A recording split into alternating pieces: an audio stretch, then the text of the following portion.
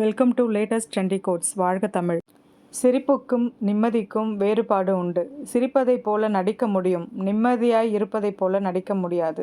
அமைதியாக இருக்கானா அவன் மண்டையில் பல விஷயங்களை யோசிச்சுட்டு இருக்கான்னு அர்த்தம். உங்களுக்குள் உள்ள இறைவனை உணருங்கள். ஒருவரால் திரும்ப செய்ய முடியாது என்று தெரிந்திருந்தும் சரியான நேரத்தில் நாம் அவருக்கு உதவி செய்வது. சிலரால் பாதிக்கப்பட்டிருந்தாலும் பழிவாங்க நினைக்காமல் நாம் அவர்களுக்கு அளிக்கும் மன்னிப்பு. எந்த நிபந்தனைகளும் எதிர்பார்ப்புகளும் இன்றி நாம் பிறருடன் பகிரும் அன்பு.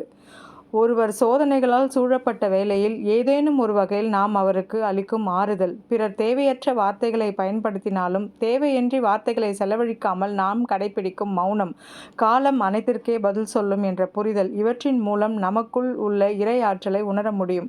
இவற்றை நீங்கள் உணர்ந்தாலே இறைவனை தேடி நீங்கள் எங்கும் செல்ல தேவையில்லை. இறைவனே உங்களை தேடி வருவார், உணர்த்துவார். அப்பொழுது நீங்களும் கடவுள் ஆகலாம். வாழ்க வளமுடன்.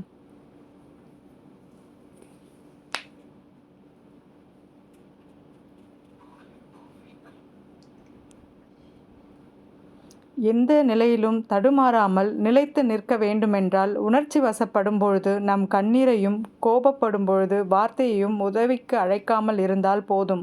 தேவையான இடத்தில் முற்றுப்புள்ளி கட்டாயமாக வைக்க வேண்டும். இல்லையேல் நாம் பேசும் வார்த்தையும் வாழும் வாழ்க்கையும் அர்த்தமில்லாமல் போய்விடும்.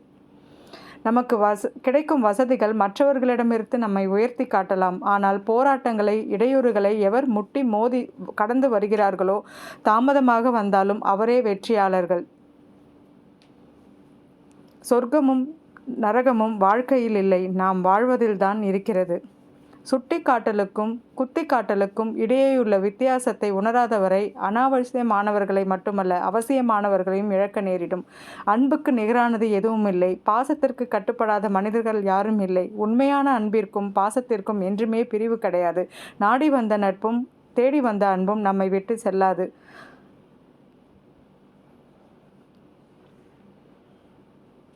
வெற்றிலை பாக்கு போட்டால் அது கிராமம், பீடா போட்டால் அது நகரம். பச்சை குத்தினால் கிராமம், டாட்டு போட்டு கொண்டால் நகரம். மருதாணி வைத்து கொண்டால் கிராமம், மெகந்தி போட்டா நகரம்.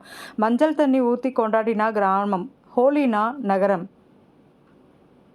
கையில் மஞ்சள் பை வைத்திருந்தால் கிராமம், பாலித்தீன் பை வைத்திருந்தால் நகரம். கணவன் தன் மனைவியை நண்பருக்கு அறிமுகம் செய்தால் கிராமம், மனைவி அவள் நண்பர்களை கணவனுக்கு அறிமுகம் செய்தால் நகரம்.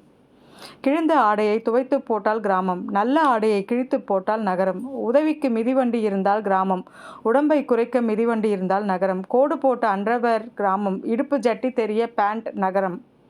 நாய் வீட்டை காவல் காத்தால் அது கிராமம், நாயை வைத்து வீட்டில் காவல் காத்தால் அது நகரம். இப்போ இன்னொன்று, சாதத்தில் தண்ணீர் ஊற்றி பழைய சாப்பிட்டா கிராமம், அமேசான் ஆர்டரில் பழையது சாப்பிட்டால் நகரம். என்னை மறக்க உனக்கு இன்னொருவர் தேவைப்படும் போது எனக்கு ஒரு சந்தேகம், யாரை மறக்க